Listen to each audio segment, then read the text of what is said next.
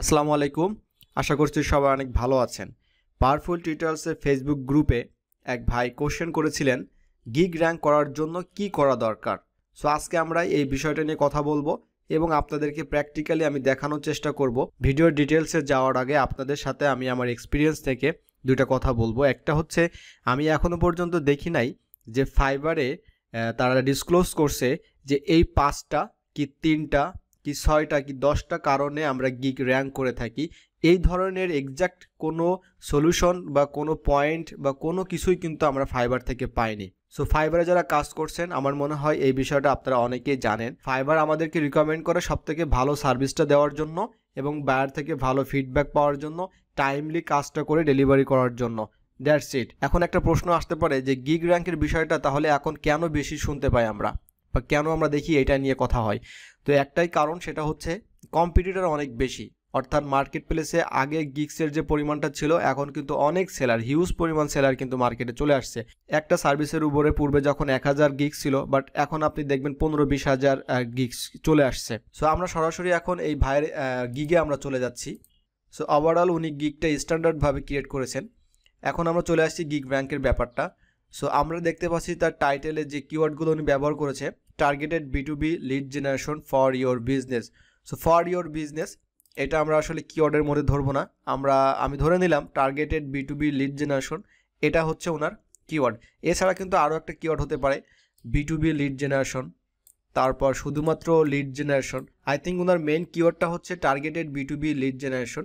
So already আমি lead generation দিয়ে এখানে সার্চ করেছি। এরপরে সার্চ করব B2B লিড জেনারেশন, এটা দিয়ে আমি সার্চ করব। সো আপনারা চাইলে এইভাবে নিজেদের গিগগুলো আপনারা সার্চ করে দেখবেন। এটা সার্চ, রেজাল্টটা আমরা পরে দেখব, আমরা আগে সার্চগুলো করে আসি। তারপরে টার্গেটেড B2B লিড জেনারেশন এইটা আমরা লাস্ট সার্চ করব। অলরাইট। সো প্রথমে আমরা চলে আসি লিড জেনারেশনের ক্ষেত্রে।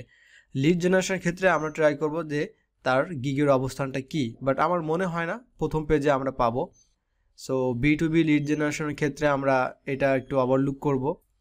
তারপর আমরা টার্গেটেড B2B লিড জেনারেশন দিয়ে আমরা সার্চ করলাম। সো সার্চ করার পর আমরা দেখতে পাচ্ছি অলরাইট। সো এখানে কিন্তু আমরা তার গিগটা দেখতে পাচ্ছি, which is really great.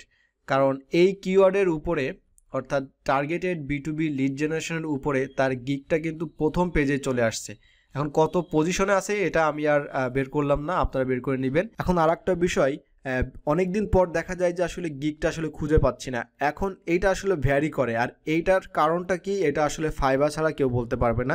But কিছু কিছু বিষয়গুলো আমরা নোটিস করি, সেটা হচ্ছে যে আমরা যদি সার্ভিসগুলো খারাপ প্রোভাইড করি, আমাদের যদি কনভারসেশন রেট বেশি থাকে বাট অর্ডার যদি কম থাকে, আই মিন আপনি বায়ারকে কনভার্ট করতে পারছেন না অর্ডারে, অর্থাৎ বায়ার কিন্তু আপনাকে ইনবক্স করছে কাজের জন্য, আপনি কিন্তু অর্ডার নিতে পারছেন না।